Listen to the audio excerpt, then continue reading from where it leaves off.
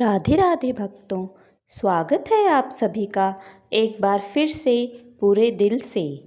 सावन के इस पावन महीने में जब संपूर्ण संसार शिवमय हो गया है, तो हम आपके लिए लेकर आए हैं शिव भक्ति की एक और कथा, सावन सोमवार की व्रत कथा। आइए अब सुनते हैं सावन सोमवार की व्रत कथा। एक समय की बात है, अमरपुर नामक एक नगर में एक अमीर साहूकार रहता था। उसके कोई संतान नहीं थी, जिस कारण वो बहुत दुखी रहता था।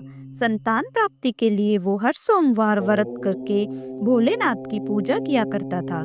संध्या के समय मंदिर में जाकर भगवान शिव के आगे घी का दीपक जलाया करता।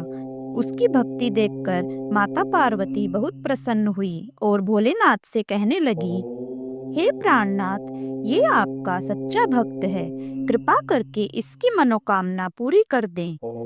यह सुन भोलेनाथ बोले, पार्वती, पूर्व जन्म के कर्मों के कारण इसके भाग्य में संतान सुख नहीं है। परंतु माता पार्वती नहीं मानी। तब भोलेनाथ ने स्वप्न में आकर उस साहूकार को दर्शन दिए और संतान प्राप्ति के वरदान के साथ साथ ये भी बताया कि उसका पुत्र अल्पायु होगा और उसकी आयु मात्र 16 वर्ष की होगी। यह सुनकर साहूकार प्रसन्न तो हुआ, परंतु साथ ही साथ चिंतित भी हो गया। ये सारी बात उसने अपनी पत्नी को भी बता दी। पुत्र के अल्पायु होने की बात जानकर साहूकार की पत्नी भी बहुत दुखी हुई, लेकिन साहूकार ने अपने सोमवार के व्रत का नियम नहीं छोड़ा। कुछ समय बाद साहूकार के घर में एक सुंदर पुत्र रत्न पैदा हुआ, जिसका नाम उन्होंने अमर रखा। अब अमर 11 वर्ष का हो गया था, तो साहूकार ने उसे अपने मामा के साथ शिक्षा ग्रहण करने काशी भेज दिया। साहूकार ने उन्हें रास्ते के लिए कुछ धन दे दिया और कहने लगा, तुम जहाँ भी रात्रि विश्राम करो, वहीं यज्ञ आदि करके ब्राह्मणों को भोजन करवा देना। अमर अपने मामा के साथ यात्रा पर निकल पड़ा। रास्ते में वो एक राज्य में पहुंचे, जहां राजकुमारी का विवाह हो रहा था। परंतु जिस राजकुमार से उसका विवाह होना था, वो अचानक किसी कारण से एक आंख से अंधा हो गया। ये बात किसी को पता न चले, इसलिए राजकुमार के पिता ने अमर से दूल्हे की जगह बैठने की विनती की।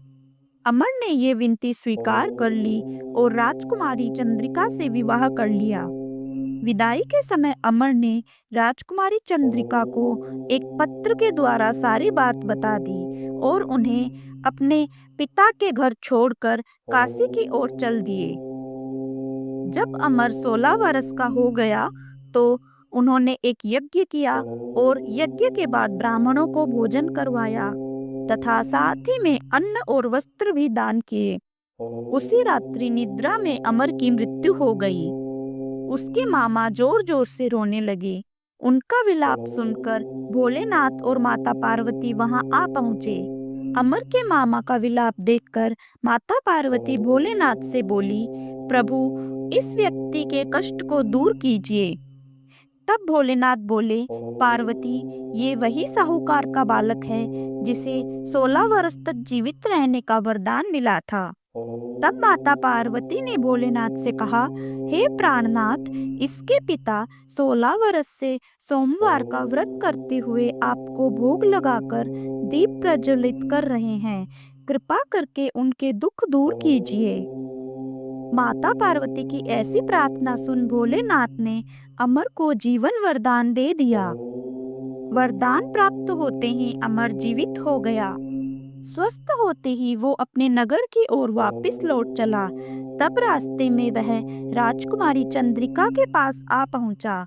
वहां के राजा और राजकुमारी चंद्रिका ने अमर को पहचान लिया।